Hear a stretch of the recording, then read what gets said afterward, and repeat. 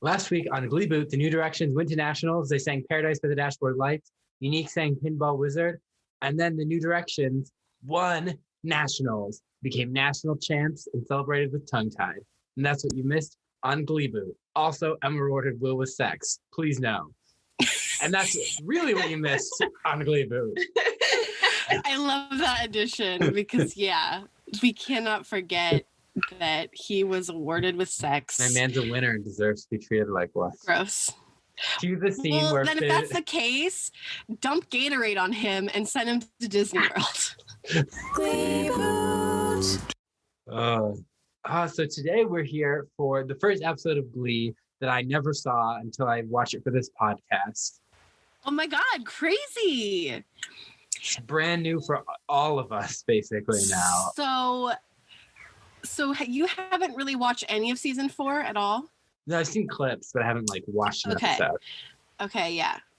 Interesting. So I'm going to be the one who has some knowledge. We're getting into new territory. Oh my goodness. Yeah. I was just thinking about it as I was getting ready. Well, first off, it's Alyssa's birthday. Yes, happy birthday! Thank you. By the time this comes out, it will have been 2 weeks from now, so... But I was just thinking about the world of Glee podcasters. I think about among them all, there's all these people that are probably really into Glee or love Glee or have a lot to say about Glee. And then there's Alyssa, who's just dragged into this world kind of against her will. And we're just you're going to watch all of Glee now and you're going to talk about it. And she's just I guess that's my life. Yeah. Well, yeah, because people who get into Glee podcasting, I either have been on the show, i.e. Jenna and Kevin McHale, but then there's just people who watch Glee and they're I have so much to say. And then, yeah, there are those people's friends who they drag along. I am currently watching Glee and I have so much to say. Yeah, that's how it happens. Well, yes. Cheers to Alyssa. Cheers. Happy birthday. Tink. Thank you. It's my golden birthday. You're 50? No. The golden birthday is when it's on the same day as the number of your birthday. Oh, is it? Yeah. Oh. So it's only golden anniversary is when it's 50 years. Yeah. Got it. Okay. I was Nobody's you're allowed 50? to know. You look fantastic. How old I am. Okay, no one publicly, because I think Cullen and I know. Yes, yeah. Well, you no think one publicly. You know. You think you know. So we've uncovered it. She's actually 50 and she looks fantastic. I'm a vampire. She's a Glee character. She looked like she was 30 when she was in high school. Actually kind of did. Oh my gosh, you guys. I looked well, yeah, your prom photo. Yeah, your prom photo, you look like a woman. Not like a 17, 18-year-old girl. It's funny. So, what are we drinking today? I'm drinking wine. I'm drinking, what is this? So this was for Valentine's Day / my anniversary from my boyfriend. It's Spire number 5. I think that's what it is. But it's a Cabernet Sauvignon, a Merlot, a Malbec, and a Cabernet Franc kind of mix. It's pretty good. I opened it a while ago, and it's been sitting on my counter. Alyssa is probably frightened by the fact that I'm drinking it, but there's no mold. It still tastes great. And it's corked with this cool little, you guys can see it's a little octopus topper. It is. It's a cool cork. So yeah, that's what I'm drinking. It's yummy. I have created my own little concoction of whiskey, almond milk Baileys, and caramel Baileys. So it's about 1 part each. But I just discovered that I've been measuring all of my drinks wrong, and I put a lot more alcohol in my drinks than I actually thought I was. Doesn't surprise me. bet it tastes like a Werther's Original. That's what I'm picturing, or I guess tasting. I don't know. It's really close to a Lucky Irishman, which is Jameson whiskey and Bailey's, but I am using a different type of whiskey, and instead of, I'm using 2 different types of Bailey's as well. Is the caramel Bailey's regular Bailey's but caramel, or is it still almond milk? It's regular Bailey's but caramel. Yeah, but actually the almond milk Bailey's is my favorite. Me too. It's so good. Mm-hmm. I'm drinking a Peg Leg Stout, a Heavy Seas beer. Tastes like chocolate. Wow, nice. Yummy. Yeah. So, yeah, we're here to talk about Goodbye. What is like a bridge between what was the series finale last week and what will be the rest of the series. Yeah, I saw parts of like a series finale in this, so I feel like logically it would have made sense to like mash them together, maybe like briefly. But yeah, I like the description of it being a bridge. I was so bored. Really? Yeah, I was really bored. There wasn't really any conflict. Nothing happened. There wasn't conflict. Yeah, No. it was really just like thing after thing after thing. It was just like watching a bunch of people say goodbye to each other.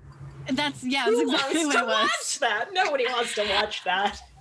So at the beginning of the episode, I was like, I will not cry during this stupid episode. And I didn't cry, but I did kind of feel nostalgic for some of the stuff that they were trying to portray, like the graduating high school, saying goodbye to friends and stuff. So I could tell, like, okay, if I was this age again when this was coming out, I would feel this sort of emotional, not really closure, but like I would feel emotional, I think. Yeah, I felt emotional, but I didn't expect to. I didn't walk in thinking, oh, this is going to be emotional. I'm just like, oh, another week of Glee. And then I was like, oh, I'm feeling things. Yeah. No, like I felt it in a couple places, and then like near the end, I was like, oh, wow, okay, they're actually making me feel stuff. This is crazy. But you know who I spotted this week? Who? Motherfucking Judy Fabre. Back from curing her own meats. I saw her too. What? I was like, Judy! She was in the audience during the graduation ceremony. Seriously? I didn't notice at all. It was just the briefest spot. I was like, Judy! I'm like, they could not afford to get Rachel's dads back, but... But you know what? God damn it, they're going to get Judy Fabre, the real star of Glee. Our star. Our star. I hated this episode. Yeah. It was boring. Because it is really just, I'm going to use this term and no one's going to like it. But this is a term that I'm going to use. It's basically emotional masturbation. Where you're just watching this. Well, you're just watching. They're just watching it. You're watching this, and it's just happening so that it can try to stir up emotions. That's really all it is. Yeah, but I didn't feel emotional at all. So apparently it didn't work for me. It took a lot. It took really small moments for me to feel something. This is a filler episode. Yeah. I don't know. I don't know why they didn't. I don't know. Whatever. Glee made their choices. They did. And now we have to live with them. So we got Will reminiscing, already off to a bad start. The first shot is Will walking down the hallway, and I'm like, oh, I'm in. So are we going chronological then? Yeah, because there's not really any storylines per se. I was just like, they kind of split the story up into chunks by senior, but yeah. By white seniors and Santana, I just want to clarify. You're right. Mercedes and Mike do not get storylines. Mercedes gets a ribbon to tie up storyline from a different episode. Theirs are in the Santana quote unquote storyline. Yeah. So they put all the POCs together. You're right. Yeah, I did notice that. It also reminded me of who is and isn't a senior, so that was really helpful. Yes, they're letting us know who's going to be back next season. Yeah, but all they had to do regularly was going to be in that one scene that they did the songs where like the seniors sang to the underclassmen and the underclassmen sang to the seniors. That was it. That was the one thing that they needed. Yeah. That's what clued me in. But it was just constantly just, hey, these people are seniors. These people are seniors. I'm like, they're leaving. Goodbye. Bye. Are we done yet? Nope. Okay, bye. Nope. 25 more minutes. Cool. So Will walks in. He's like, these kids have grown. I don't know what he's talking about. I don't remember. Who cares? Will walks He looks at them like fatherly, I guess I could describe it. I guess so. I'm like unearned. Yeah, it's weird. He's like, oh yes, my children, and I'm like, you are depressing. And then they are singing "Sit Down, You're Rocking the Boat." So the original Glee kids, Mercedes, Tina, Artie, Rachel, and Kurt are singing "Sit Down, You're Rocking the Boat." And for everybody. And Santana is like, that was the most ghetto number. And I'm like, that aged well. Yeah. And they're while they're doing it, it's like intercut. Intercut with flashbacks of the OG people doing it, which I was like, oh god, they're gonna have these like sappy montage moments throughout the episode. I'm like, I'm not ready for this. I was actually somewhat confused during the intercuts because I was kind of getting confused, like what was the flashback and what was present time. Because I think Mercedes and Rachel were wearing similar outfits. Am I right? It was very strange. Yeah, no, because I felt that. I was like, wait, is this? No, this is. Oh, no, wait. Yeah, it was really confusing at first. Not everyone can have a Tina level style evolution. Right. She does now dance like look like a go-go dancer. She dresses that way now. And she went from goth to, I think the thing said punk. But, she's got highlights. I'm proud of her. Mm-hmm. Yeah. Not a senior, though. Correct. Will then sings Rod Stewart's Forever Young to them. I wish it was literally anyone else doing it because I thought the cover was nice, but I'm just like, okay, what song is this? Will on his guitar. Yeah, I know, but this isn't the song that's like Forever Young. It's not that one. Okay, it's a different one. While it was on, I was expecting that song. Right. And it never happened.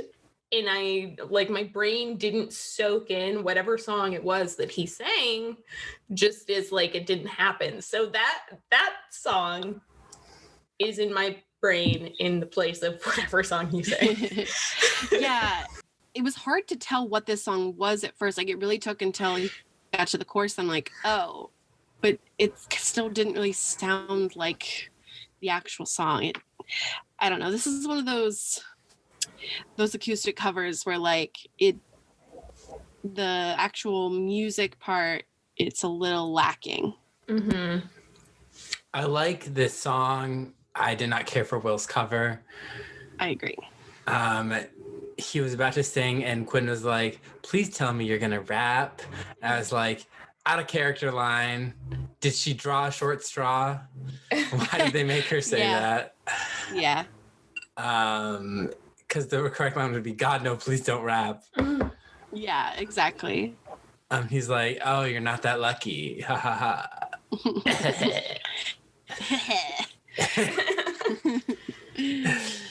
Grease pours out of his hair. Yeah, and then he's like, this week there's nothing left to do, nothing to prepare for, like they ever really prepared for things. You're just gonna say goodbye. So your assignment is to say goodbye to everyone. Yeah. During his cover, they panned to Santana and Finn, and just like real life I felt really sad because the song is like, you'll stay in my heart forever young. And then I'm like, these two people died in real life, and it made me really sad. Yeah. Those were actually some of the moments that I actually got really kind of emotional by, were things that were referencing like Naya Rivera and Corey Monteith, who died in real life. Those are things that I'm like, oh, it just like kept hitting me. Yeah. I didn't think about that at all because I was so bored. I was really bored, and I was in the world of Glee, and they are alive in the world of Glee. True. For now. Yeah. Oh, shit. Yeah. I just figured out what happens to Finn. Okay. Interesting. Or at least I think I did. You think you do? Yeah. I actually don't know. I don't remember how they did that in real life. We gotta wait till season 5 to find out. Oh boy. We have it's so long from now. Okay, but like I think that we're gonna get into Kurt's next part, right? Okay, let's just quickly talk. He's quote unquote going down the hall in this voiceover. Mm-hmm. He is being pulled on a sled or something because he is not moving his shoulders. He's just gliding like a vampire. It's not the first time. It's not the only time they did it. Yeah, they do this multiple times in the episode, and it was driving me insane. I was like, this is so stupid. Just let them walk. It looks like they're just floating like fucking vampires. Just yup. It's freaky. Anyway. They have them on the same rig as the camera. Yeah. Pulling them down the hall. My notes say Kurt invented gayness. So Kurt is like, I'm so happy I was in the closet and I spent a lot of time in the dumpster. But now I've grown in my fashion. I have a boyfriend. I'm fashion forward. And I was like, are you though? I have a boyfriend. I'm graduating. And I feel like I made this place more comfortable for other people to be who they are. And then 2 very feminine presenting gay boys walk by and wave. And it's like Glee congratulating itself on inventing gayness. Yes. And then he gets a message to come to the auditorium for a present from his dad. And so good old Burt Hummel is sitting there. And he's like, for a while I felt like I lost you. For a while it was just normal kid stuff, but then you just became, different, and your mom died and I couldn't keep up. You became this. Yeah. Yeah. And Kurt's like, you tried. And he's like, yeah, but, I feel like we found each other again. And I'm really happy for everything we've accomplished. In honor of us coming back together, we're going to go back to the moment that kind of brought us back together. And he performed Single Ladies with Brittany and Tina. It was so good. I did not remember this, and I was pleasantly surprised. I was like, oh God, Bert's going to sing. And I was like, no, he's dancing to Beyonce. It was fantastic.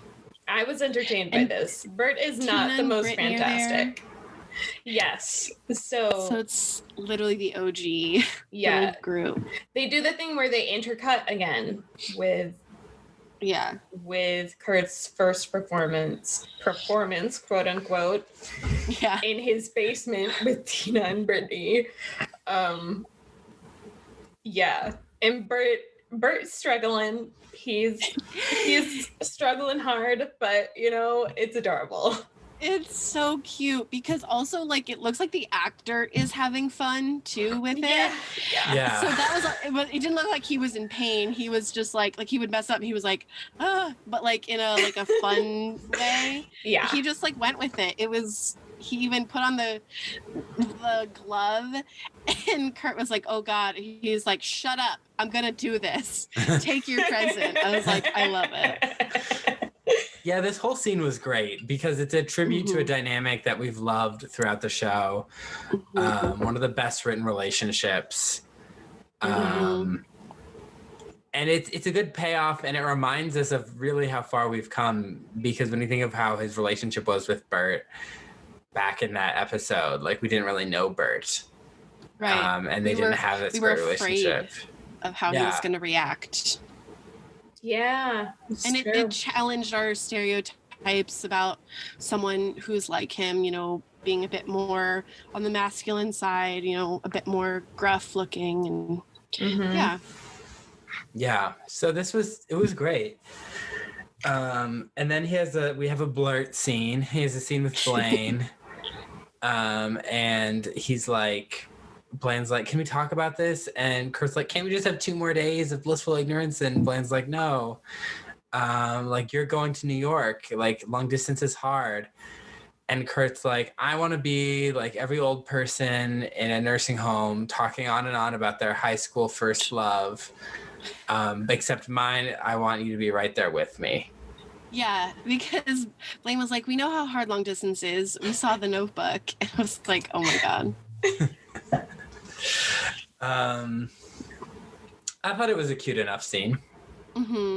It made me think that like, oh, okay, so clearly Kurt knows that like Blaine's not gonna be able to fly or take the train every fucking weekend like he thought a couple weeks ago when he said that. So I'm glad they've had that conversation. Yeah. I don't know. This is the moment where I started getting bored. Yeah, because nothing happens. It's not an exciting scene. It's a fine scene. It's fine. Yeah, there's not even, I mean, they could have added some conflict for us, just like a tidbit of what we might be getting into next season, but they didn't. Why not? Yeah. Because Blaine says, I'm worried about long distance, and Kurt says, we're going to be together. Not, how are we going to surmount this long distance? Yeah, exactly. Exactly. They were like, conflict? Nope. Never mind. And then Kurt sings I'll Remember by Madonna. A song I've never heard before. I have also never heard it, but apparently everyone in that classroom had, because they sang along. Right? I thought it was like, I don't know what they're singing.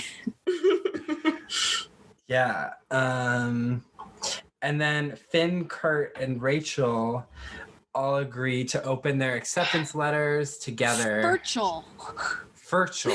We get a virtual moment, everyone's favorite throuple. Everyone's favorite throuple.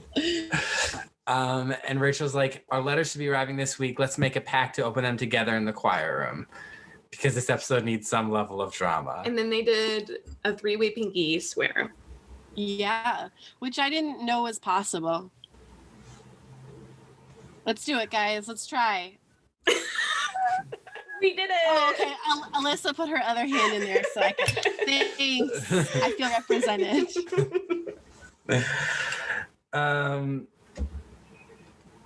And then we get a Santana scene where Santana's walking down the hallway, and we see Mercedes and Sam, and Mercedes has all these balloons, and Santana's like, what are these doing here? And Sam's like, Mercedes got a recording contract. And she's like, and Mercedes is like, just as a backup singer on an indie label, they saw my Disco Inferno video and liked it, and I have a contract in LA, all thanks to this guy. And she squeezes his cheeks. Which, okay, question. That does not read to me as romantic. It reads to me as like a little brother kind of thing. I don't know how you guys read that, but it was weird. Actually, I think I might have missed that. I was so bored I was like doing other things during this episode. I did not see the pinch of the cheeks. Yes. Is Sam a senior? No. He's not. Okay. He's an ambiguous student. He's in school. Okay. I don't know what grade he is. I'm going to assume that he's, a 24-year-old sophomore or something like that. All right. We also get just from what I know of season 4, I'm pretty sure the Sam Sadie's relationship is just no longer there with no explanation. We'll see if I'm proven wrong. Because, that's the other thing is I'm like, are they supposed to be in a relationship? Like, they don't ever kiss. Yeah, they're not even really like. There's no chemistry. Yeah, I don't get that vibe from them anymore. Mm-mm. Also, Sam allegedly lives with Finn, right? What? Oh yeah. Really? Yeah. Wait. Yeah. I thought his family moved back. No. No, they're never still happened? in Kentucky. So I just want us to pay attention and think about where Sam might be living for the rest of the series and see if it's ever explained. That's crazy. Huh. Lots of unanswered questions around our favorite golden retriever boy. Mm-hmm. Our favorite ambiguous student. The ambiguous student, yes. Yeah. I think someone was found living in my high school. Like a student living in my high school. Yeah. Oh my God. But I don't know if it was when I was there, if it was like a week, or not a week, but like a year after I graduated or something. This is coming back to me in very strange moments. Like, I feel like this happened. Yeah. Interesting. Yeah, like... That's really sad. Yeah, that person had been living there for a while, and it took them a while to find out. It's a real thing. Maybe Sam is living in the school. Maybe. They did that on Riverdale. Oh yeah, he was living in. Oh yeah, of course he was. He was. Of course he was. He's the weird one, and he knows it. I don't know jack shit about that show except for that line. I'm a weirdo. I don't fit in, and I don't want to fit in. Yeah.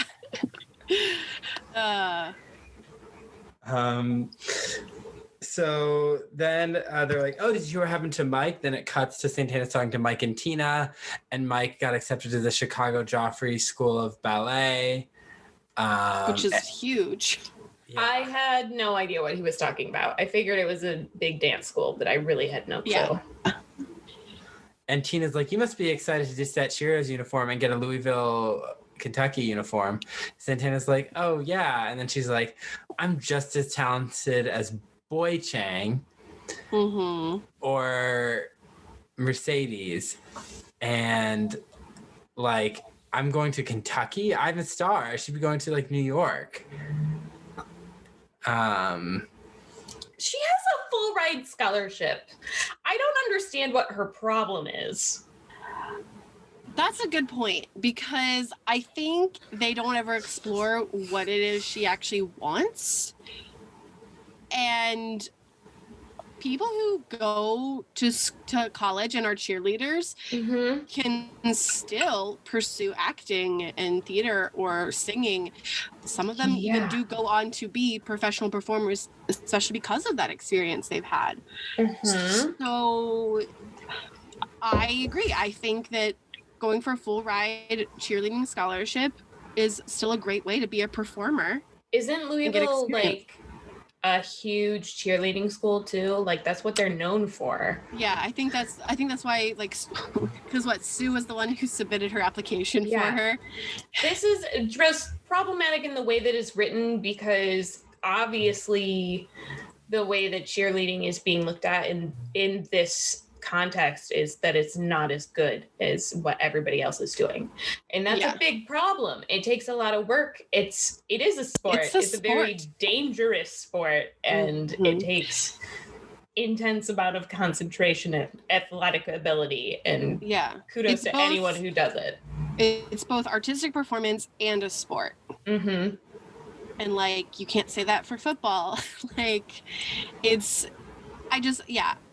I think it seems to be what they're getting at, which could have been interesting to explore in her storyline, is the fact of like, maybe she's trying to rush her goals. You know, maybe she's trying to rush into something. Maybe she's going to try to take the quote unquote fast track. And, you know, maybe her mom, when we meet her in the Gleeboot, could kind of be like, but why rush into it? Why not take this opportunity that's given to you where you're still going to get all this experience, you know? Yeah, she can still study theater. Mm-hmm. Yeah. Or music if she wants to do just music. Yeah, we don't actually even know what she wants to do. No, she just wants to be a star. Well, what does that mean? You could do so many things to be a star. You could be a cheerleader and be a star. You could go to space and explode in a gaseous ball of fire and be a star. Quite literally. Yeah. Cullen, your face. She's not wrong, Cullen. No, she's not. And that's Alyssa's Science Corner.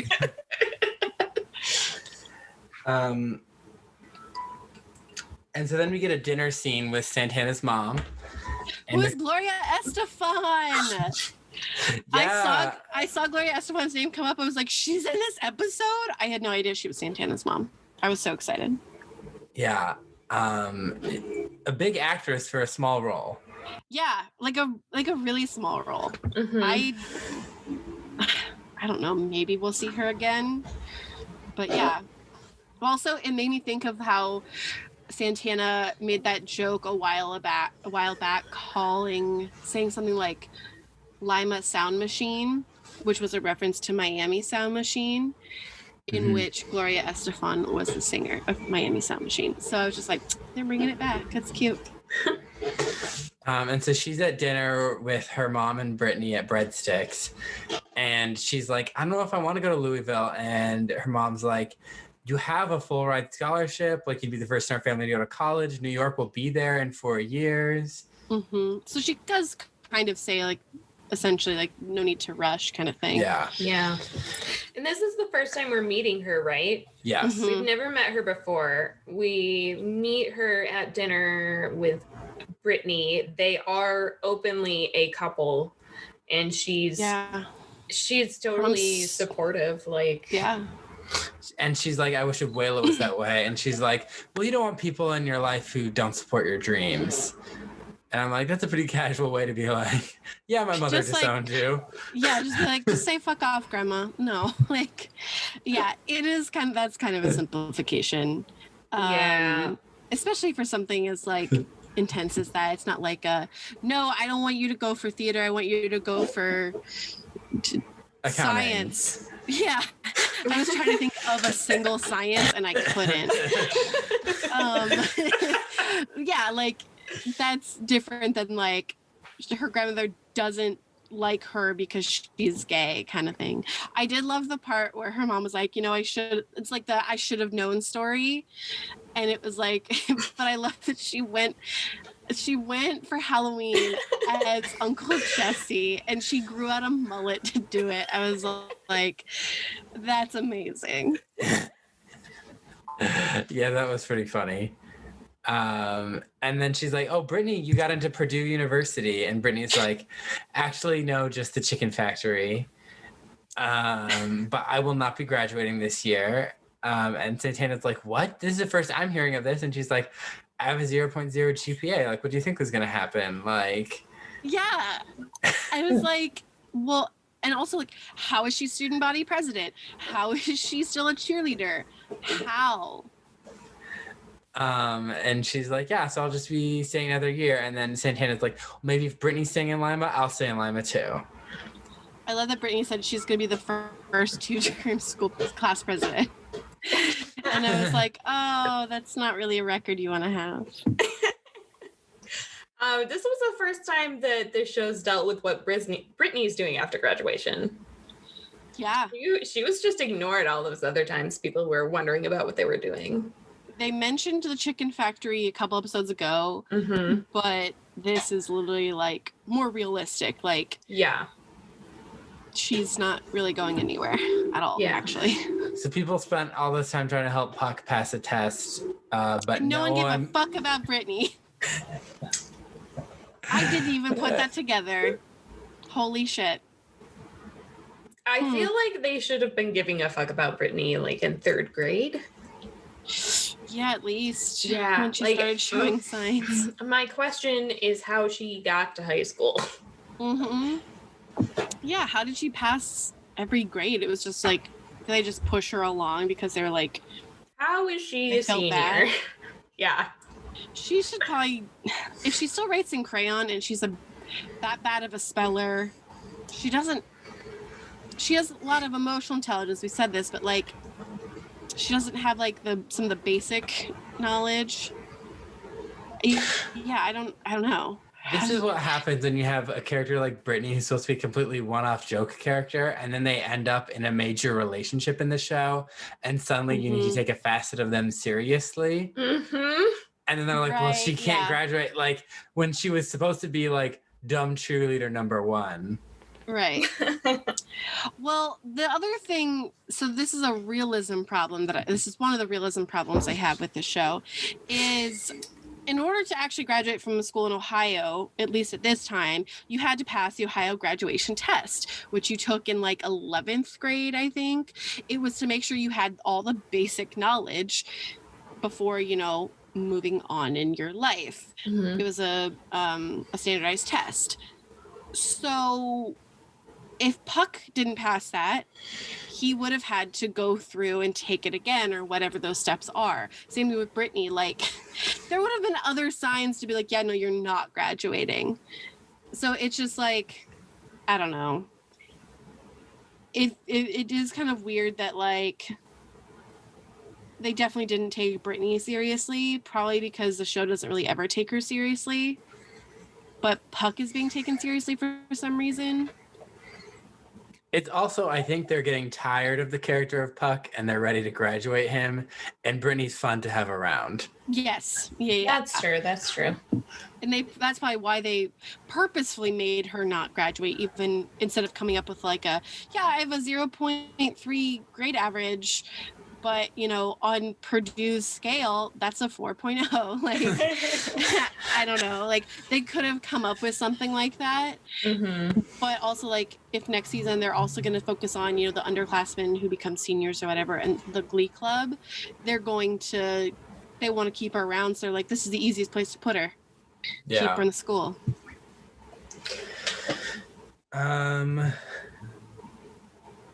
So then the seniors sing to the underclassmen, you get what you give, which I always think of as the song in Surf's Up. I'm pretty sure it's in Surf's Up. Yes! I think that too. The Penguin movie? Yes. Yeah, that amazing Penguin movie. Okay, we need to quickly talk about this movie. So I never knew about this movie when I was like really young, when it came out, and all of a sudden it was like you could see it on HBO or whatever, and I was, I don't know, like 11, 12, and I watched it, and I had no idea what this movie was. I was like, okay, but this is actually kind of a good and funny movie. And I watched it like a year ago, and I'm like, still checks out. Yep. Still checks out. It's just like ridiculous B-movie. and great. Yeah, it's so good. And also, you know what I've actually been wanting to watch, Alyssa? Shark Tale. Oh my gosh. No. I want to watch these fish that look like humans. And I want to just get drunk and laugh about it. So, Hannah, This has nothing to do with anything, but I think you have to know that Netflix has come out with a Pacific Rim TV show. What? Oh my God. I have to drop everything. I have to watch it now. I need it to be out now. It's anime. I don't care. I want it. I already watched it. Oh my God. Okay, well, that's our pop culture corner. Yep. So glad I'm not the only one who specifically thought of No. And so I heard the song and I was like, oh yeah, it's one of those really like, it has the feeling of emotional satisfaction, if that makes sense. Yeah. I don't know, there's something about the beat. It was fine. I think Finn's voice was really great in it. Oh yeah. Yeah. His was the best, I would say. Mm-hmm.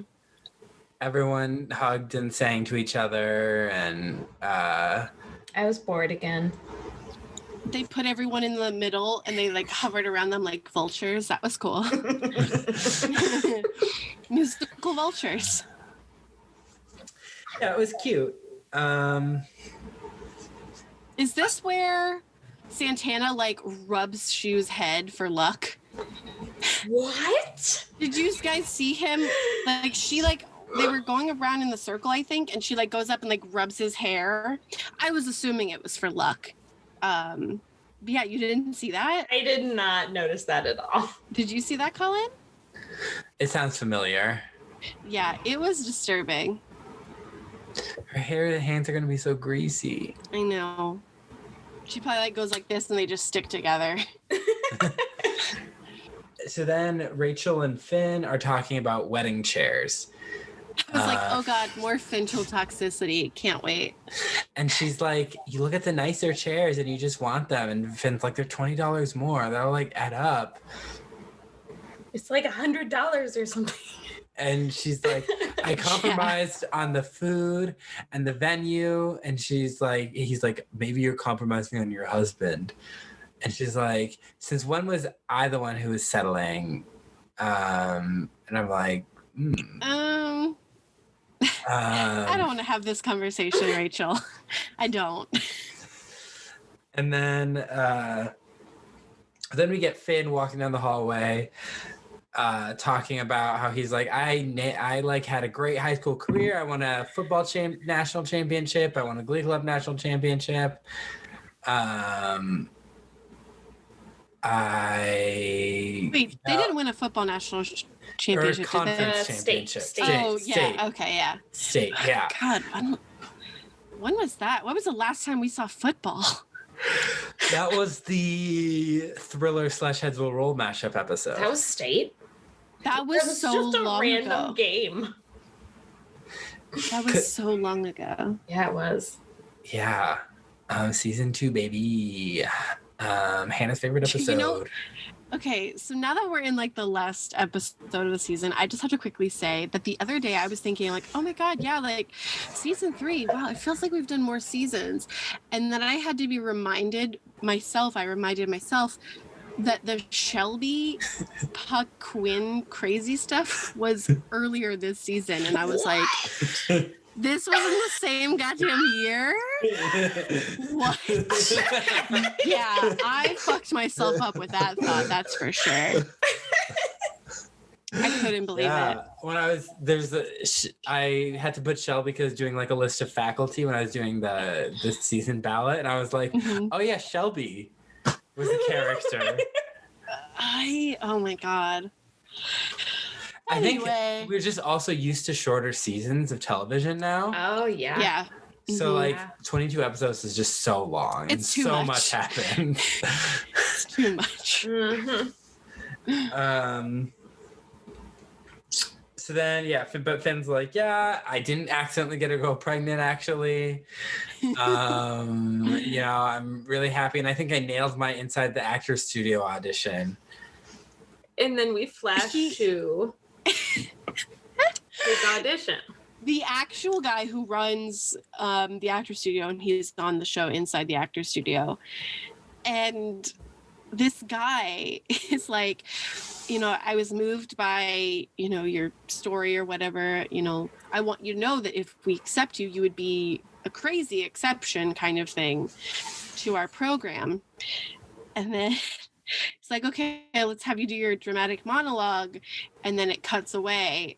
And I'm like, oh no. And that's when we know that he did not get in. They couldn't show it to us. Yeah, No. they couldn't do it. And the real reason that they couldn't show it to us is because Cory Monteith's dramatic monologue was so good. They're like, we can't show this. Yeah, they're like, this You're defeats supposed the to purpose. not get in. The one part I did love, though, of his little voiceover was he's at his locker and he's like, you know what? I know I did great. I'm going to go to New York with my wife and my gay stepbrother. And I was like, and now you say like our favorite throuple makes it better. Yeah, they're setting up for that's what next season's going to be.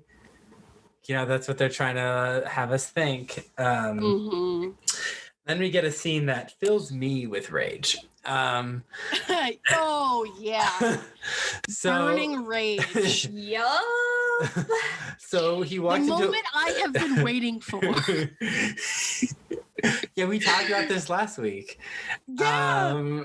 So he walks into Will's office and he's like, what did you sign in my yearbook? And Will's like, it's been great knowing you. Have a good summer. And he's like, I don't want this crap. I want like little brother I never had or son I never had or something. And he's like, Will's like, I tried, but like each time I got too emotional. I kept breaking down. And so Finn's like, that's fine. I don't need you to have written something in a lousy book anyway to remember me by. And I'm like, okay, that was a twist. And then Will's like, sit down. There's something I need to tell you. And Finn's like, oh, what? He's like, you know, when I first was starting the Glee Club, I heard you overheard you singing in the showers. And they cut to that real quick. You sounded great. And in order to get you in the Glee Club, we needed a male lead. And there's a shot of we do it for the kids poster, like they'd hit it in the pilot. Yes. And Will, I thought that was clever. And so I put that marijuana in your locker and blackmailed you. And Finn's response. Silence for like 3 seconds. And Finn is just like, he has the dumbest look on his face. And then he says, you're even cooler than I thought you were. I lost my mind. I was like, what? It would have been so much more interesting and probably logical if Finn would have been like, wait, yes, I understand that all these things turned out great, but you were the reason why all of some of these other bad things happened to me, kind of. Like, I got bullied for being in Glee Club. I got all of this shit. And I'm like, he's cool? I swore at the television. And then he was like, oh, you know, just get out of here, you know, jokingly. And then that's the scene. And I'm like, that's it? It was underwhelming. It was super underwhelming. Like, I don't know. They just let Will off easy for doing something pretty terrible. Yeah. And like, that's a thing that it would have been more interesting if like they had to get through that as friends. I feel like they were trying to write this off like as a joke, but it didn't really. It fell super flat because it's such a serious. You blackmailed a child. Yeah, to joining a singing group. Really serious thing, and they just try to make it a joke, and it just doesn't work. It just doesn't work at all. And you know what? At that point, just don't fucking even address it. Like, if you're not going to use it for interesting conflict, don't even address it then. Yeah, exactly. Because I wasn't expecting them to address it. They did anyway. Me either. And it made me angry. Imagine if the season ended with Finn being like, I'm no longer going to be the best man at your wedding. I don't want to talk to you. Like, well, I mean, I wouldn't care. because I'd be like, wait, we're still following Shu's wedding is still a thing. What? I think like if there had been some sort of actual like, dude, that's not cool, and like that would like just logically thinking about that would rock Finn's perspective of his life the past year and a half, 2 years. Like, he would be like, wait a second, but this happened because I was in Glee Club, because he did this to me. Like, he would question, like, it would have been more interesting in general. It would be interesting. Even logic, just be interesting. Yeah. It would be interesting if, like, Finn responded, like, you don't deserve that teacher award, and I think you should seriously consider no longer teaching Glee. What if he goes to Figgins? And it ends with Will getting fired. Yeah! Fired!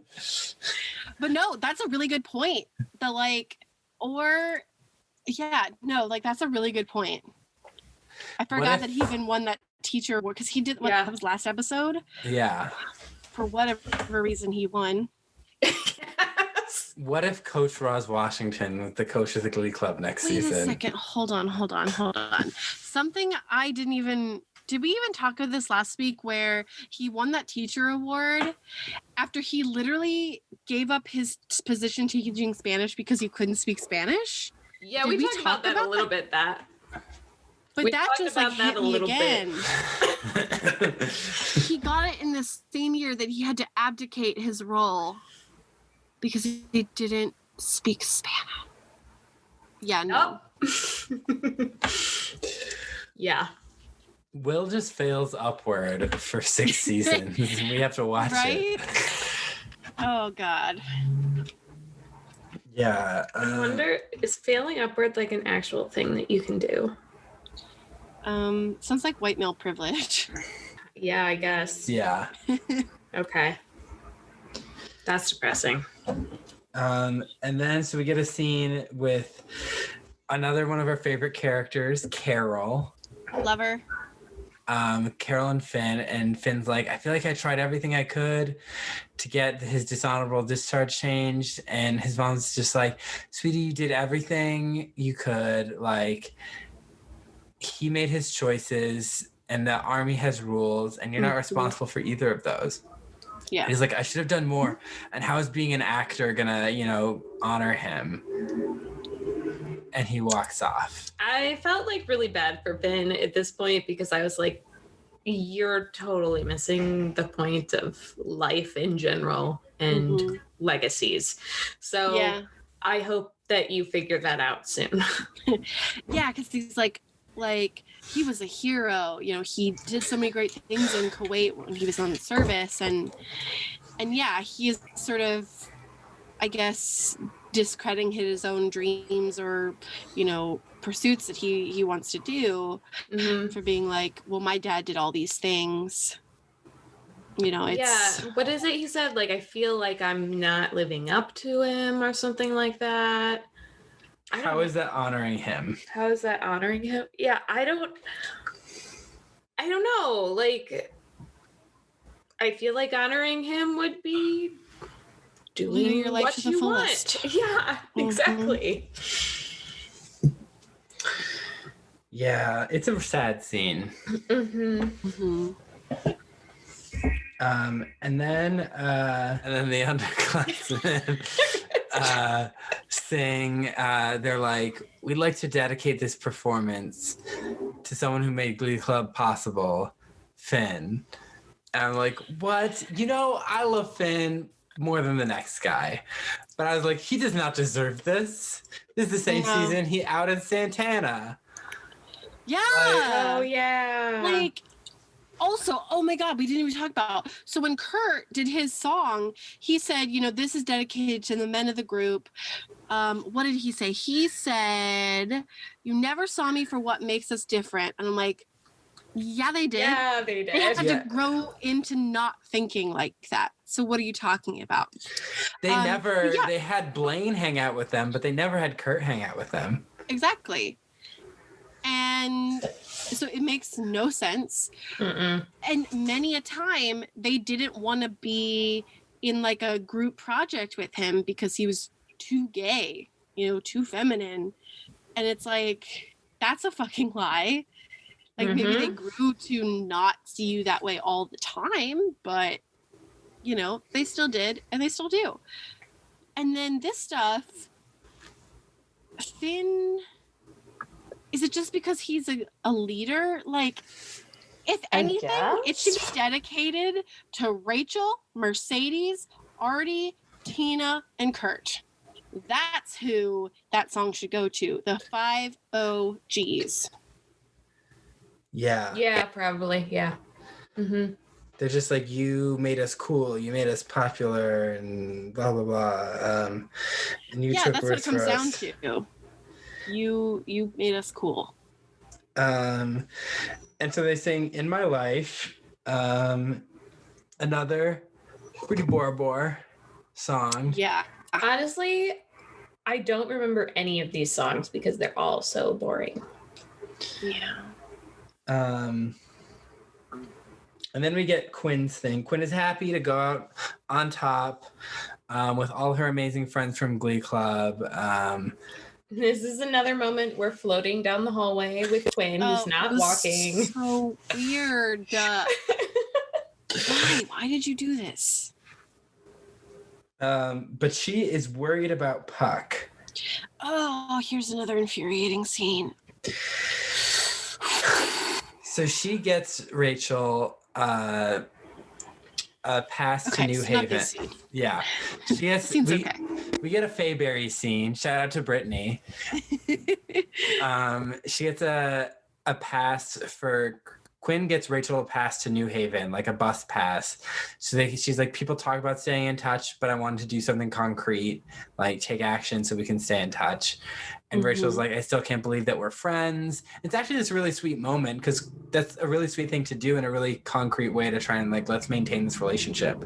Yeah, that actually, it is. And I was like, oh, I kind of wish I had done that with some of my friends. But then also, are there trains that go to where my friends were? I have no idea. I have no idea where the trains in this country go. There are apparently trains. Is there a train from Ohio to New York? Is that a train that exists? Yeah, probably. I'm assuming probably from Cleveland. But I don't know. But then there's trains in Florida that go all around. I was like, I didn't know this. I thought trains were retired after the Industrial Revolution and only exist in subway form or like in New England. I would take the train from Detroit to Chicago. You could take the train from Chicago to South Bend also. Is that the South Shore? Station? South Shore line does not go through Detroit. I don't think so. Okay. It must be a different train. Yeah. I took a train one like Christmas from Boston to Erie, Pennsylvania. That was a horrible experience. But I was very grateful for the ticket. It was just, it snowed a lot because that's the snow belt Erie area, like all that part of Pennsylvania. Mm-hmm. And we were delayed like 6 hours. It was a long time, but I was very grateful for my friend's mom who bought me the ticket so I could come back to their place for Christmas and spend it with her family. But 0 out of 10 would not recommend train.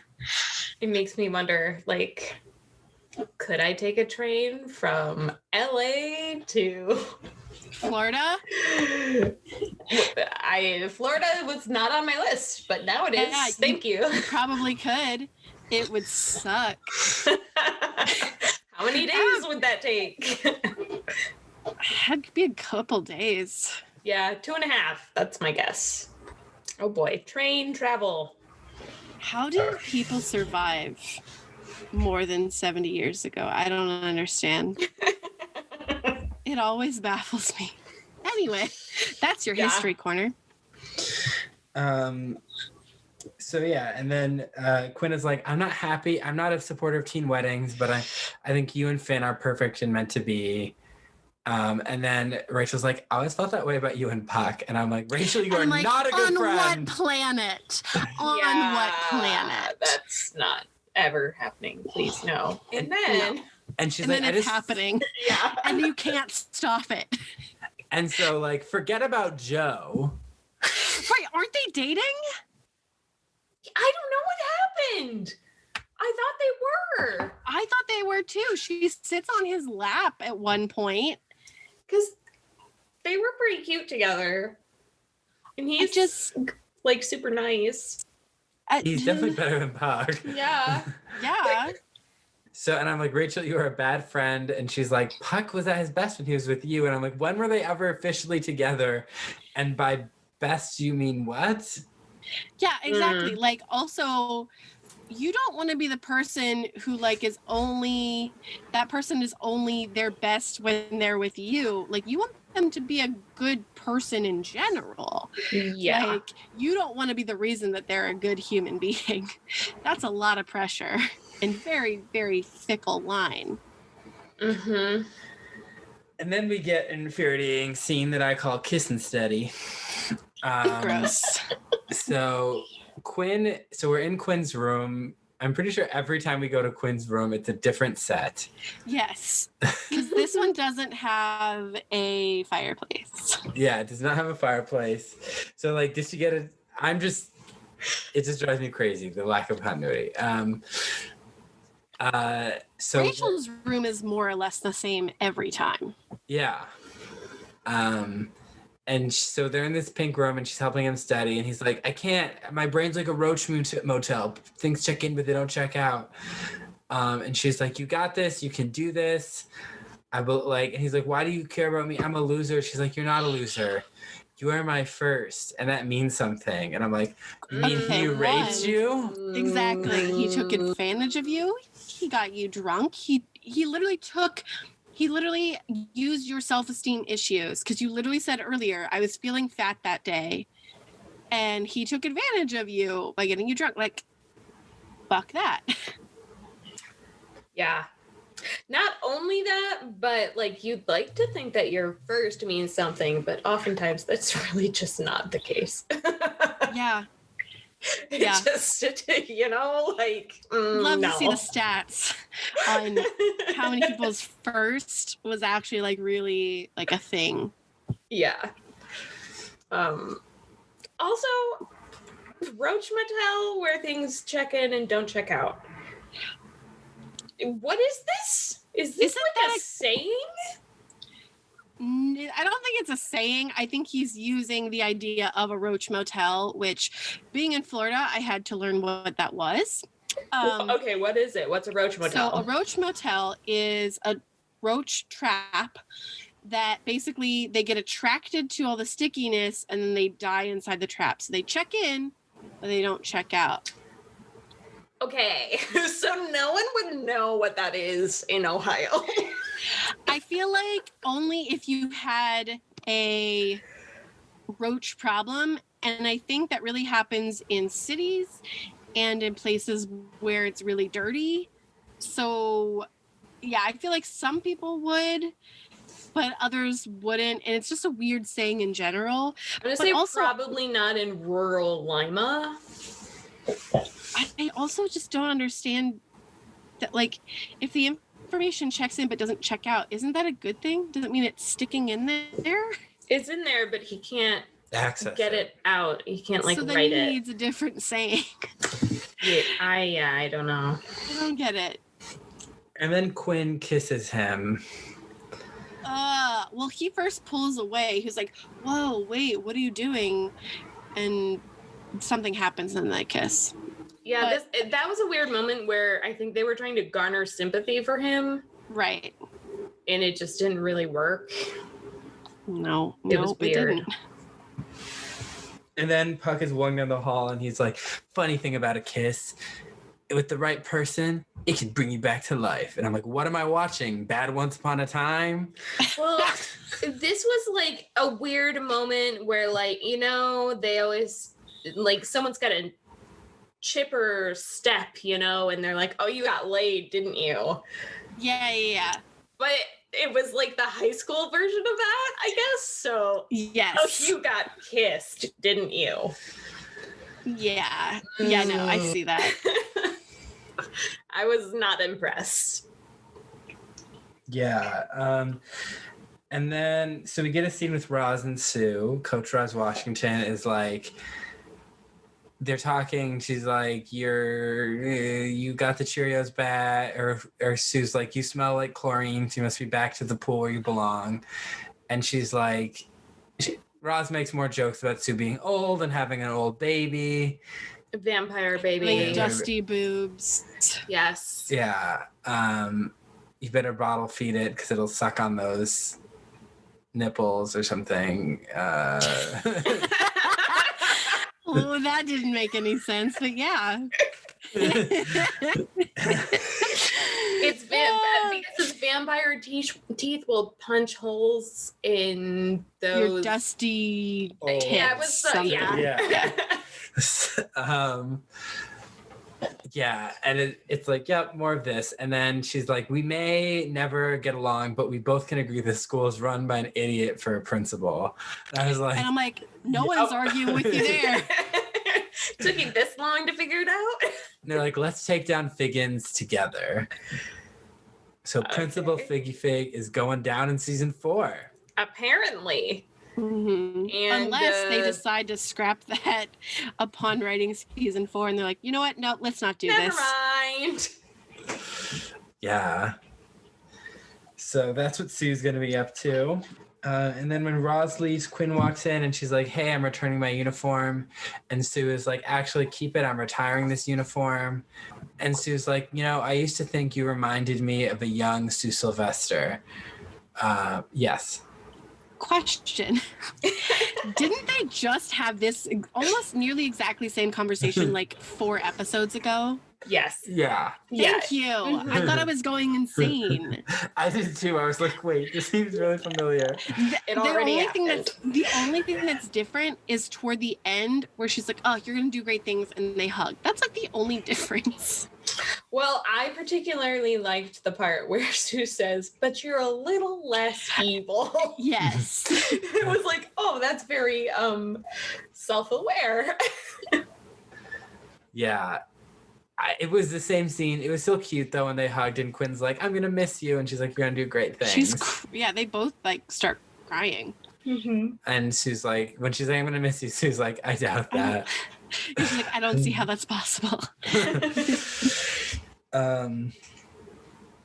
So then all the seniors are waiting outside of the test while Miss Dusenberry grades Puck's test. He got a C-, which is Puckerman A+. Which that actually kind of made me laugh. I was like, okay, that's pretty funny. And he passed, which I was happy that he passed. You're like, I don't want to see Puck around the school in season 4. Yeah, I want him to get the fuck out. And then here comes another infuriating scene for me. When they sing Glory Days? No, just the whole setup of the graduation. So they're singing Glory Days by Bruce Springsteen on the auditorium stage. The seniors are just like chilling on the back of the stage. The parents are in the auditorium and all the seniors who aren't the Glee Club. Yeah. And then people are slowly announced out of alphabetical order. They come through like a fucking curtain in the back. And they like, ta-da, and they walk all the way up. It was definitely, I don't think it was supposed to be a realistic scene. And they all, like, they move, every time they get their diploma, they move their tassel. You're supposed to move your tassel at the same time. It's supposed to be in alphabetical order. And I literally was like, Figgy Fig should be fired just for this atrocity of a graduation ceremony. Not only that, but did either of you notice that Finn forgot to move his tassel over? So like, oh my god! So he's not graduating. Yeah, half the song after he got his diploma, everyone else has their thing flipped over, and he just is still over on the other side. It was just like, it's such a simple scene to execute. Even doing it a little bit non-traditionally with them singing on stage. Like, you could have easily done like the actual ceremony and sort of intercut it with the sort of informal thing. But it's just like, it makes no sense. Like, it literally was just the Glee kids' graduation, and all the other kids had their own graduation. it was so illogical that I was like, this is so fucking stupid. I hate it. It was like when they go into one of those dream sequences that you're like, oh, are we watching an actual thing? Or is this, oh, wait, no, it's a performance. What? But it didn't turn into a performance. It's a group hallucination. I don't think that you should have an actual graduation ceremony, though, because graduation ceremonies are boring. Yes, but I think you could have done it more logically and believable than this, and it wouldn't have been that hard. It would have been actually very easy. Yeah. So they graduate. We see Mike Chang's parents. Yeah, they're having a great time. We see Judy Fabre. Judy Fabre is back. Back, baby. You guys were paying attention to people in the crowd, and I was not. I was waiting to see Rachel's dad's. They could not afford Jeff Goldblum for this. Right. And we see Bert and Carol. Mercedes still has no parents. Nope. We see Santana's mom. But not her dad. No, he's referenced. Yeah. Because he's a doctor and not a tooth doctor, a real doctor. Wait a second. Was this?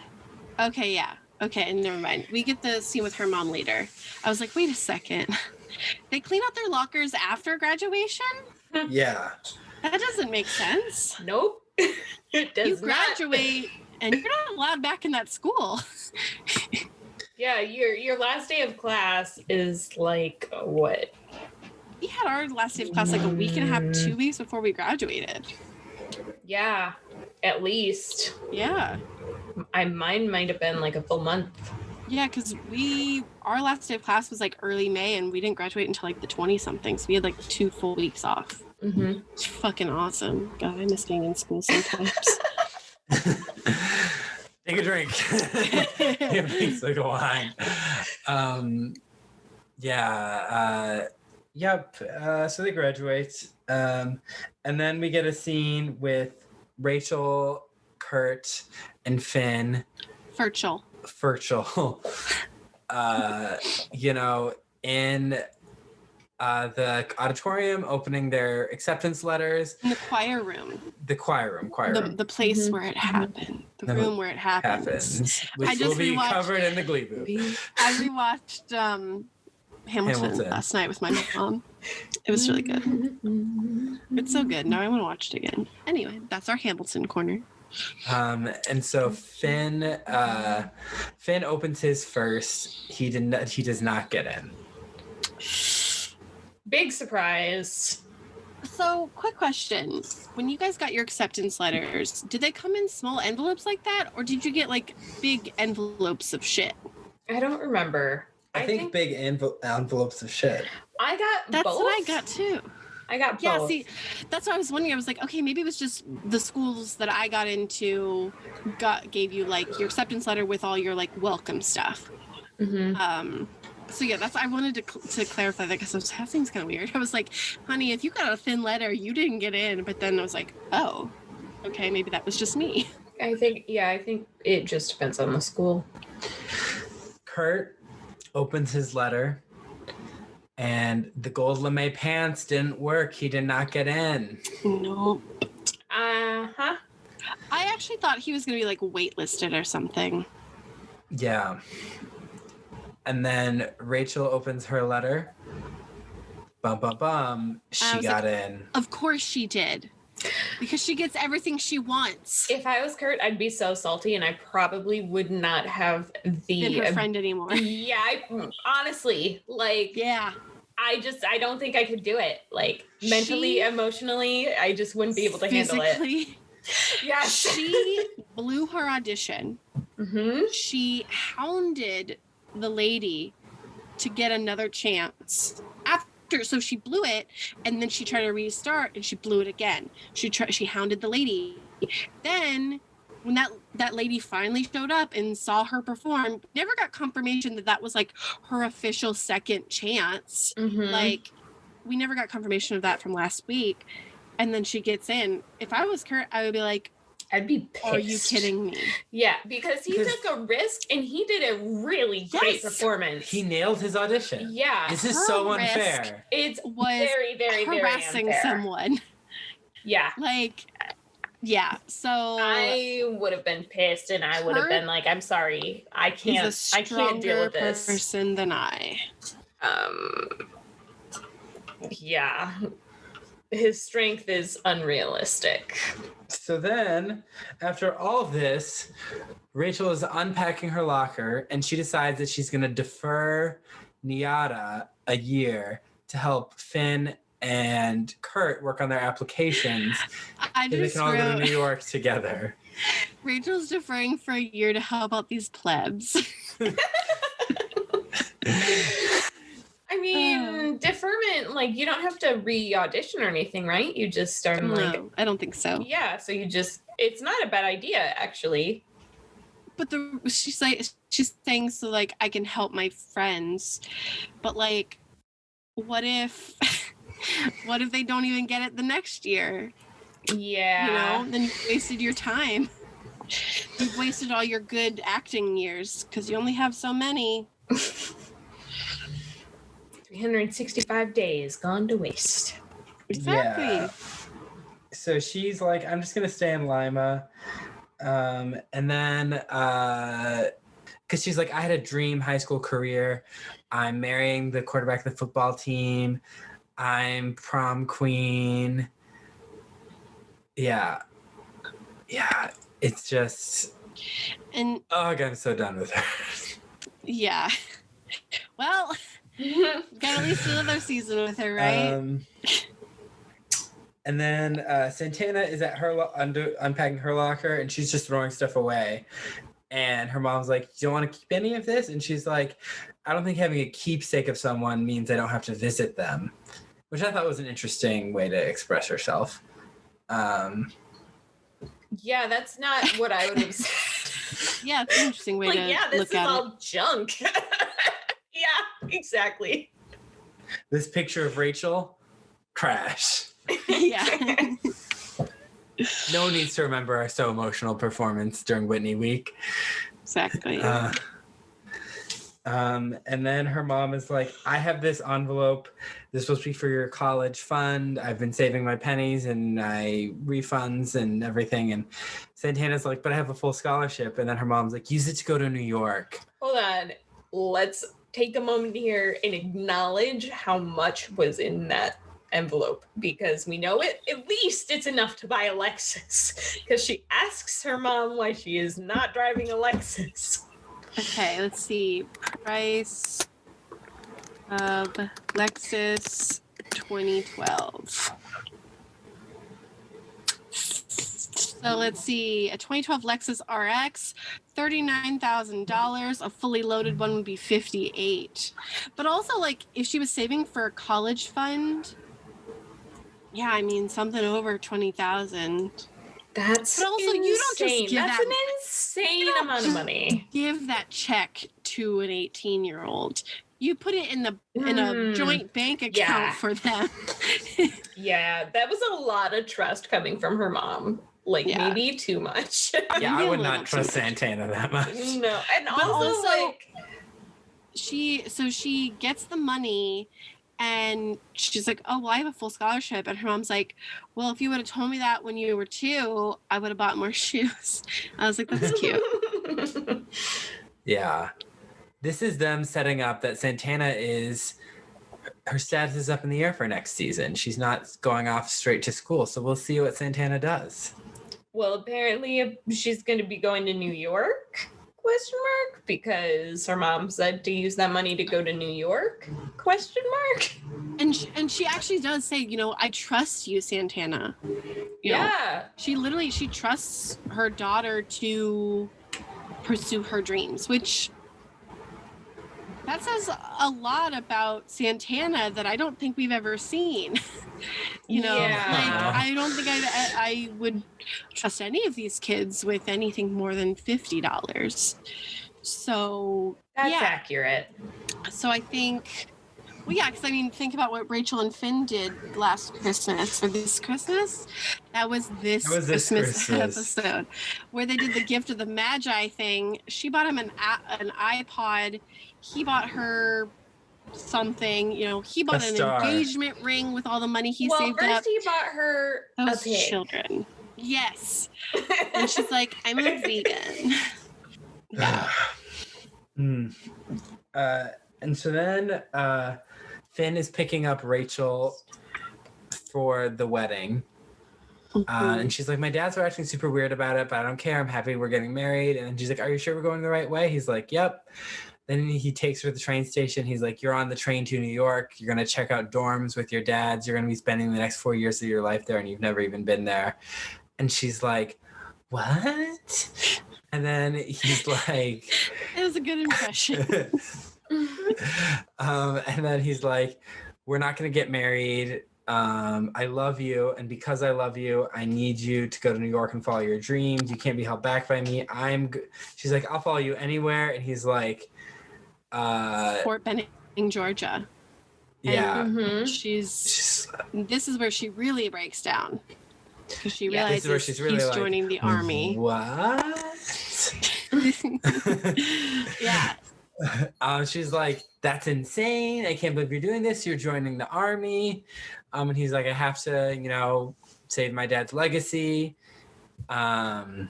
Which is interesting because in Riverdale, they had Archie go to the army when he graduates. So this is a theme for male leads in teen dramas. Strange. Yeah. Says a lot about American masculinity, but yeah, because you don't have time to go into that. I think someone else might be going to the military too, but I don't remember. Or maybe I'm thinking of Finn. But anyway, I actually thought this scene was really good. I felt a lot of this, and I think maybe it's just because I'm in a relationship and what the fuck just happened? We have a Suki on the table. Oh my god, all I saw was this thing shake. I was like, what? Hi, Suki. Hi. He's like, pay attention to me. This is so funny. Okay, well, anyway, I thought the scene was really well written and well acted. And I think, maybe because I'm in a relationship and, just the thought of breaking up sounds horrible. But like, Suki's itching herself on the microphone. She's got a lot to say. I'm itchy. I'm itchy. This is mine. I own this. But yeah, I just think like there was small scenes with, once with Finn, with Santana, where I was like, oh, I feel something. But I really felt this. I thought it was really, really well done. Yeah, this entire episode, I was bored. This scene was where I was the least bored. Yeah. So that's saying something. I actually did feel some emotions, but it almost felt out of place to me. Like, this is a scene that you would get in a romantic movie, not at the end of a season of a TV show necessarily. Like, I feel like this would be in a movie specifically about Rachel and or Finn. If we were a movie, you'd be the right guy. It's a Hannah Montana song. I'd be the best friend that you'd fall in love with in the air. We'd be laughing. Watching the sunset. Fade to black. Something else. Play a happy song. I was like, oh, they're not going to know this. And Alyssa comes in clutch and I'm like, oh my God. Hannah Montana sing along. No, I felt like this scene was part of a movie. Yeah. It was shot like it too. Yeah, it was very high emotion, high stakes. It did not fit into this episode at all, considering the rest of the episode. It does kind of come out of nowhere. Yeah. Yeah, I like this scene a lot too. because Rachel would be wasting a lot of opportunity and a lot of her life by deferring a year just for him. Mm-hmm. And he's like he's setting her on the track. He's like, you're a star. You need to be on track to support your dreams. And she's like, you're breaking up with me. I don't know. It's just great. The one thing I don't like about it was that a man needs to help Rachel figure out what she wants. Yeah. Like, I think if the show Glee wasn't so much like men telling people how to feel all the time, then this scene, I wouldn't really notice that. But because of the stuff with Santana, because of just the way Will is. In general. Well, I mean, it's a very classic falling on your sword type of scene. You know, where the man falls on the sword to save someone else. Yeah, like to save the damsel in distress, basically. It's very classically that.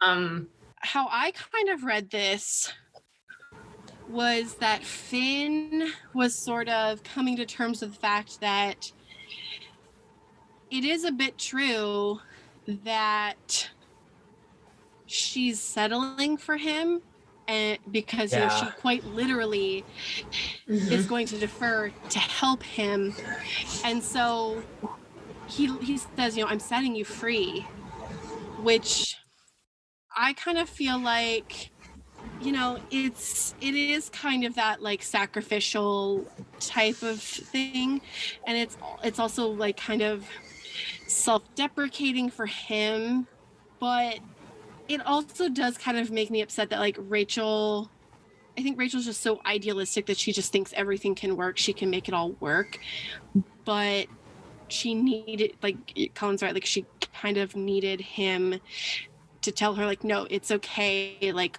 we're not going to work, at least right now. So she needed that permission.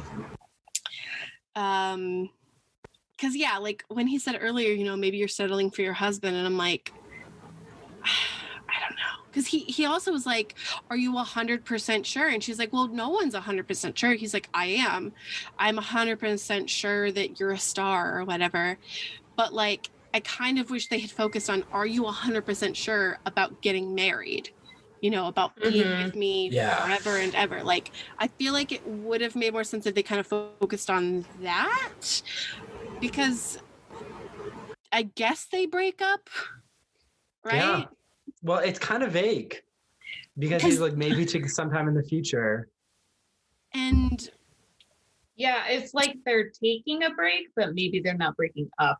That's the kind of the vibe that I'm getting from this. And I was actually expecting her to give him the ring or him to take it from her. But I don't think he does, because when they walk to the train and, you know, he's letting her on the train, there is a moment where like the camera is on their hands and, you know, he lets them go. And I thought he grabbed the ring from her hand, but then I saw it in another shot.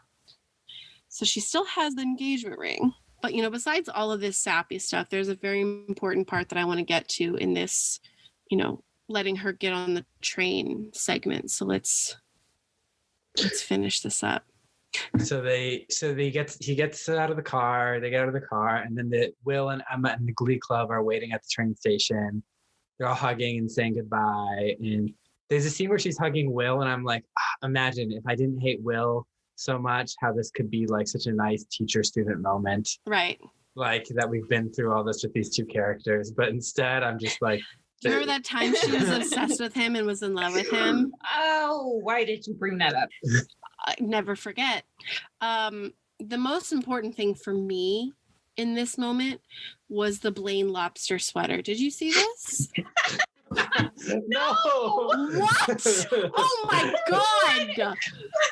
What, this iconic sweater? All right, here I go. Hopefully this will work. I'm going to Netflix. I'm pulling it up and I'm going to screen share. Cullen, get ready. Let me make sure I'm able to screen share. I'm excited. I'm excited for the lobster sweater. Actually, I could probably just Google it. Hold on. Okay, if we're talking about fashion right now, can we just like discuss very briefly the brooch, the beetle brooch? I didn't see that. Damn. I was obsessed with the lobsters. Kurt was wearing a beetle brooch at his graduation on his robes. Oh, Yes. he was, yeah. It's huge. It's like this big, and it's a black glittering beetle. And I was just like, first of all, gross. I hate insects. Second of all, why? Let me enable me sharing. Oh my gosh, I looked it up. Hold on, I'm gonna His share. lobster cardigan. Yes.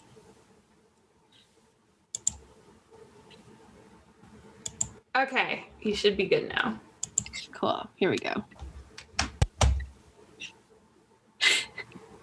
Look at this iconic sweater. Look, here it is in action. It's both an offense to fashion and an icon of fashion. Okay, I'm done. I was obsessed with that. I saw it and I was like, I'm dying. Okay, so this was Kurt. Graduation brooch. Mm-hmm. Very Cheryl Blossom in Riverdale has a spider brooch that she wears. This episode is very Riverdale. I would be very okay with the spider brooch, but I hate insects. Arachnids, they're fine. Insects can die in fire. I agree. Oh my God, he does. That is horrifying. It's awful. It's literally just a big black bug on his shoulder.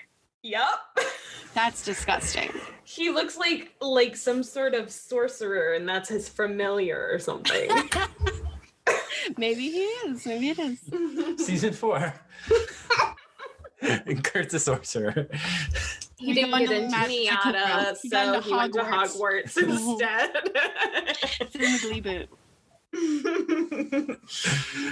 And so then as Rachel's getting on the train, she and Finn sing Roots Before Branches.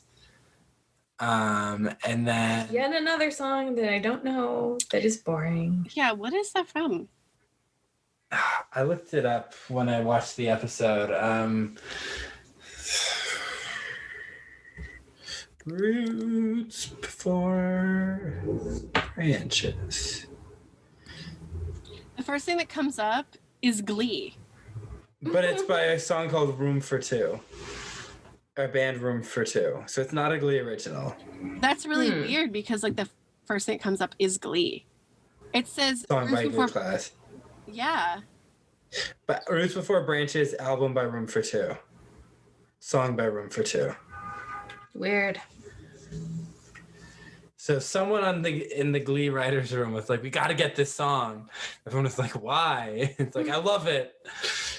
I didn't recognize any of the songs in this episode. Not even Glory Days? Sing it. Glory Days. Oh, passion. A wink of a young girl. Glory Days. Yeah, okay. Yeah. That's the only one that I recognized, I think. Everyone at Amazon is like, I heard it on Glee. I love it. I heard it on Glee. I love it. And so she sings as she gets on the bus. The bus arrives in New York. She's out there in New York with her little pink suitcase and her little red dress. Looking for her bags because they're nowhere to be found. Yeah, I thought they were supposed to be on the train, but apparently not. I thought they were going to meet her at the train station. I don't know. I was like, where are her fathers? He gave very vague directions, to be fair. Yes, he did. Although I am assuming she would have had chances to call them on the way. Right, she has a cell phone. Also, I feel bad because she's walking around New York in those shoes. He should have been like, also, here are your tennis shoes. Still fashionable, but here are your tennis shoes. You're going to need them. Her outfit, though, the red dress with the she looks hat. She looked like a flight attendant from the 50s. She looks like any woman from the 50s who gets off a train in New York. Yeah. I think it's probably the point. Yeah. Yeah, it was just... But yeah, and she... Also, did we say that Finn was running by the train? You know, that romantic... Yeah. That running was next cute. to the train. I expected him to, like, spring it but then he didn't. He I was at a was jog waiting for and him he to just like slowed down. I was waiting for him to fall or like run into someone, like trip over. Yeah, there were a lot of a people stroller. There were a lot of people on the platform, so Yeah. that's probably why he didn't end up sprinting. When Rachel got to New York, I was living for all the people that she was bothering by walking slow and like singing. Yes. She comes out of the train station. Stare at her. The guy who came out of the train station behind her literally like went around her like, "Are you fucking kidding me?" I was living for this. Yeah. But that's it. That's it. I actually got emotional during the Root Before Branches scene. That's where I was getting emotional. And this, because it was, I think, paired with the breakup was really well done. I have to say. And this brings me back to a party, way back when we first started Boston, an infamous party. It's where Drunk Alyssa was born. Wait, I was born at this party? Yes. No way. I was invited gosh. to like none of the parties the first year. This was the one that the second years threw for us. That's why I was invited. I don't think I was at that one. You were. Okay, if I was there, I trust you. And I was talking to Herma. And I was talking about, Glee. I watched the 21 episodes of season 3 and I stopped it because I figured that was a good part to end. And she's like, I think the end of this 22nd episode is actually a really nice end to the series because it's Rachel on her own in New York, like starting off. Like she's like, it's worth watching. Mm-hmm. So a big build up for just a little conversation I had, but interesting. Yeah. I think that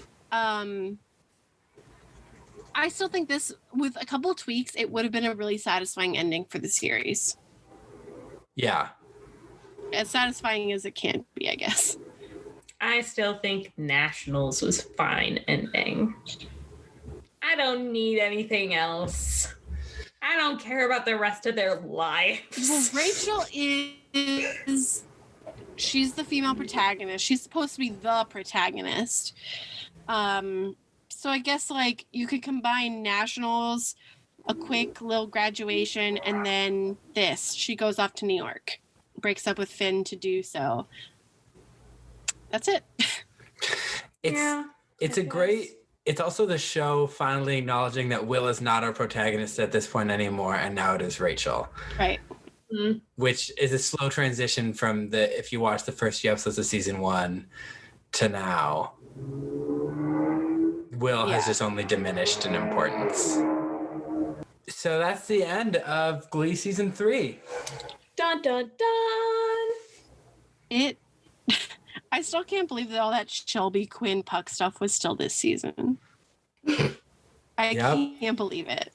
That was like another life ago. Yes, it was. So Tina time. Big fat 0. She had one. Really? She's like, aren't you so excited to get that out of that Cheerios uniform and get in the University of Louisville? Oh, that was Tina. Oh, that's right. My bad. One line. Yeah. It was a long one. That's a long line. Yeah, a couple of lines in a script right there. Yeah. So now, let's talk about our MVPs and LVPs. Hannah, who is your LVP this episode? So honorable mention, Figgins for not knowing how to run a graduation ceremony. But my actual LVP, like there wasn't anyone that I thought was horrible. I thought everyone was generally fine. But my LVP, I'm going with Shu for writing something so stupid in Finn's yearbook. Yeah. Yeah, it's hard to pick an LVP this week. So I just deferred to the normal. Yeah, nothing super interesting happened, so you can't like grab onto anything. You go first. I'm going with Santana for calling Mike Boy Chang. All right. Checks out. In the midst of all this violence. Yeah. I'm like, thanks, Glee, for contributing to Asian stereotypes. Hate. Yeah. I mean, it's still Asian hate. It's Yeah. Wow. I'm gonna go with there's no one really terrible. Roz Washington?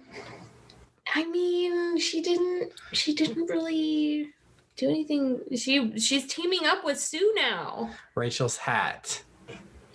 That Quinn's is a hat. Quinn's bucket hat. Actually, you know what? I'm gonna go with Quinn.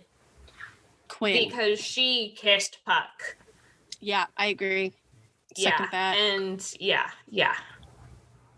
Quinn, because she really has. Maybe cheated on Joe. Did she bite? Yeah, I don't even know. Are they even dating? Who knows? What are they? I don't know. Human beings. Human beings. Mm-hmm. So now MVPs. Hannah, who's your MVP? So I have a couple honorable mentions. Blurt for doing the Beyonce dance. He really got it. He dipped and it was great. Mm-hmm.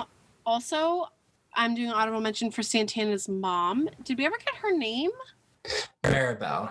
Well, that's so not what I was thinking.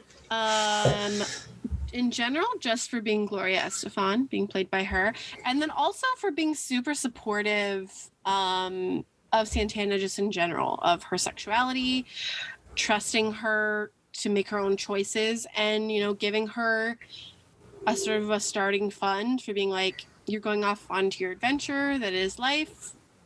Here's a good chunk of money to help you get started. So, but my actual MVP, no, you know what? I'm going to go with Santana's mom as the actual MVP because I was going to go with Finn for like being mature and like thinking through this crazy Finchel thing, but I don't want to give him any more stuff that the Glee Club already gave him that he didn't really deserve. So yeah, I'm going with Santana's mom. I'm going to go with Blurt because I think his present to Kurt was the best ever. Like, it was great. And he seemed to be having so much fun, and it showed like the amount of change that has happened in their relationship together. Mm-hmm. So that was great. I'm gonna go with Finn. Honorable mention to Blaine's lobster sweater. I think Finn was really mature. He thought through the whole Finchel thing. And I really felt for him and Rachel in that moment. Because Rachel was sabotaging herself and he was like, I'm the reason she's doing it. So I need to stop this. Fall on your sword. Exactly. Yes. Make sure you do it right, though. Otherwise, it'll take you a while to bleed out. Yes. All right. So music. That's great. For music, we had Forever Young, Sit Down, You're Rockin' the Boat. I'll Remember. The Surf's Up song. What's it called? I said You Get What You Give. You get what you give. I said you've got the music in you, but that's High School Musical too. That's a High School Musical song. I think that's a lyric in it, but yeah, you're right.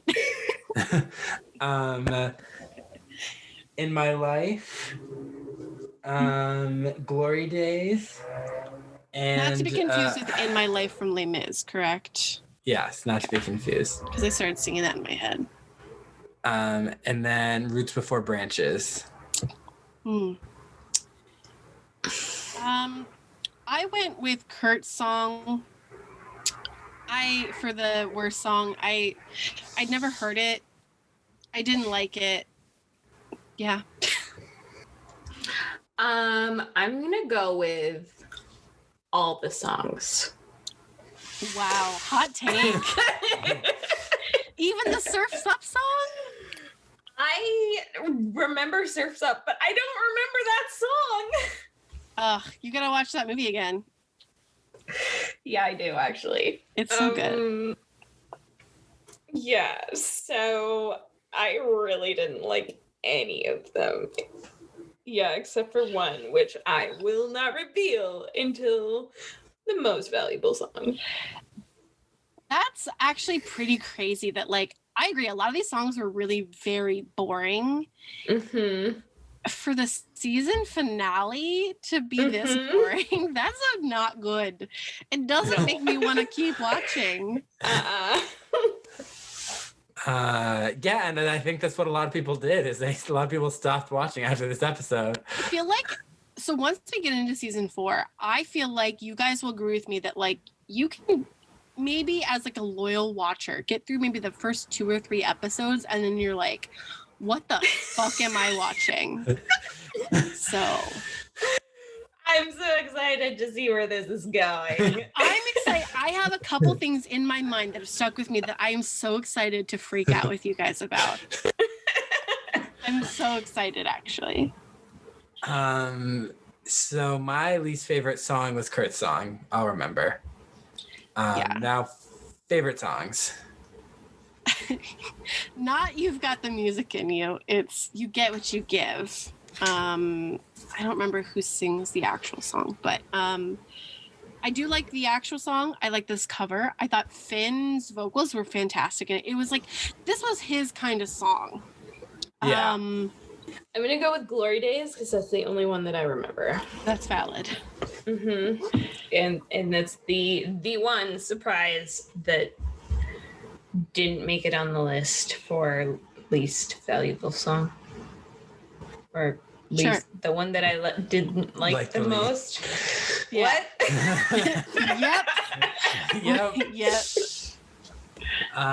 So my least valuable. Now I'm doing it too.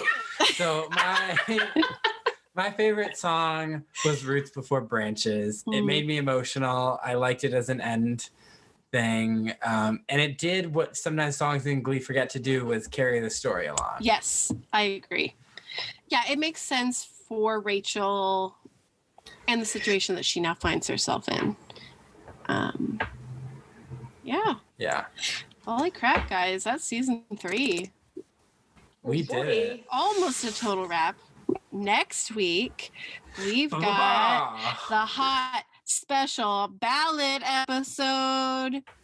We're going to go through your guys' answers. We're going to go through our answers. But we are at Gleeboot Pod on Instagram, Twitter, and TikTok. And then Tumblr, gleebootpod.tumblr.com. You can follow me on Instagram and YouTube. Instagram and TikTok at your boy Ryan99 and YouTube at your boy Ryan. And you can follow me at a.m.swearingen on Instagram. Yay! Thank you.